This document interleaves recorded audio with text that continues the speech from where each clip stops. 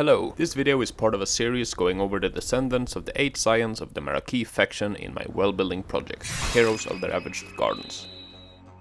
The Scions are the saint-like ancestors of the Maraki people and the first children of their eternal leader, the Mother Prophet.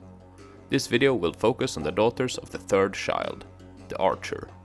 Last time I talked about the Brewer and how he is the patron scion of a wide range of professions, anything related to resource production, construction or commerce. The Archer is a bit more niche in her scionhood, being the ancestor and patron scion of hunters and trappers, scouts and rangers, and ranged infantry, such as archers and crossbowmen. Hunters and trappers make up the majority of Archer descendants, and it's more common a profession the further removed an individual is from the main bloodline. We've seen 3 Maraki hunters before, in the Maraki Commoners video.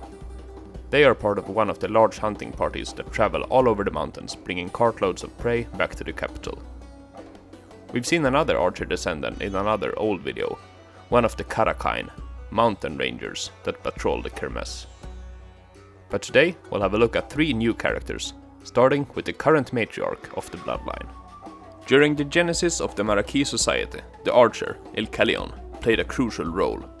She was a hunter and provider, as well as a scout that helped defend their settlement.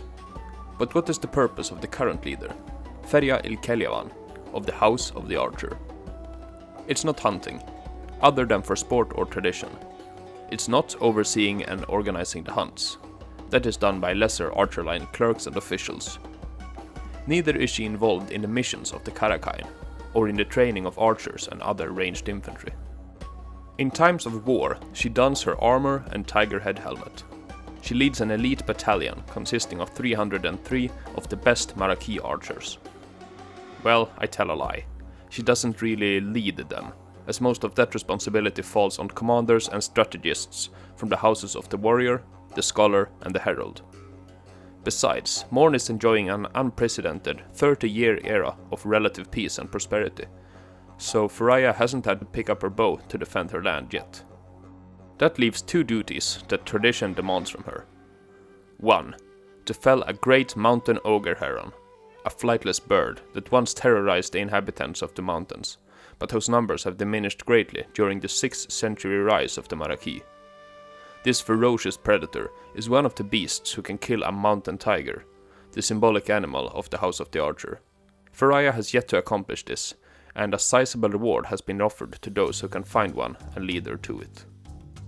2. To produce a female heir to secure the Archer bloodline. Mainline archers often die young, and doesn't have as many children as members of other houses. Some say that their line is cursed. Suspicious minds may even place the blame on the ancient rivalry between the archer and the warrior. This is a blasphemous thought indeed.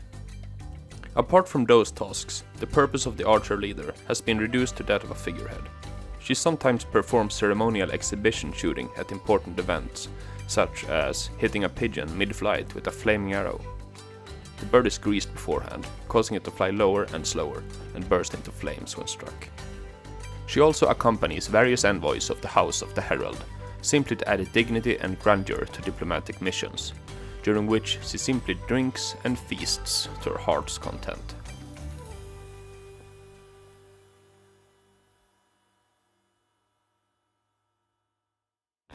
The next character is a daughter of a lesser scion of the Archer line, with mixed heritage from the Archer and the warrior.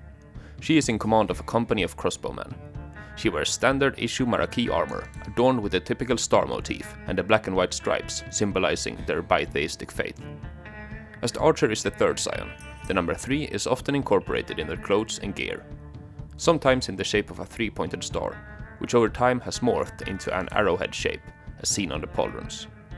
She also has a morion helmet, just like the Karakine previously mentioned. The Maraki states have an abundance of both valuable resources and skilled craftsmen, so their whole army is outfitted with the best of modern technology. Fine articulated suits of armor, and crossbows for their ranged infantry. The Maraki craftsmen are always experimenting and innovating, so a wide variety of different stock shapes, trigger mechanisms, loading systems, bows and projectiles can be found in their arsenal. This character, Mandra Belkethalawan, has lost her dominant hand during an ambush by a gang of mountain outlaws. She can use her sword with her left hand to some extent, but hopefully won't have to, especially as she still can operate a crossbow. She loads it with one of the simpler available mechanisms. A pair of hooks are fastened to her belt, and with one foot in the stirrup, she can hook the bowstring and easily cock the weapon like this.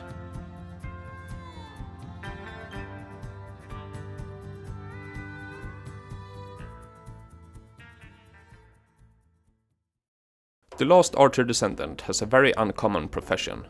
She is a Marakiani experimental musketeer. Black powder, also called fire salt on Morn, have been a known technology for many years. Maraki sometimes use it in their mines, and Amnonites have been using them for rocket-propelled signal flares for decades, for example. But firearms are a brand new technology. There are less than 20 functional firearms in operation.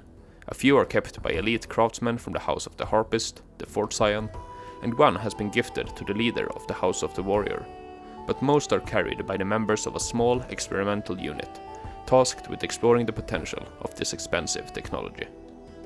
This character, Menke Ilkellion, carries a finely crafted matchlock musket, a weapon that's technologically miles ahead of the earlier fire lances, which took inspiration from Emnic flare launchers. While an impressive piece of engineering, these weapons have not performed well enough to impress the Maraki leadership. They are expensive and require a master craftsman to produce. Their operation requires specially trained users, and incorrect handling or material failure has resulted in injuries and deaths before. Their loud roar and cloud of smoke will give away their position when used. And while they cause severe damage on impact, they aren't rifled, so they are inaccurate at long distances, and inconsistent quality of the black powder can cause misfires.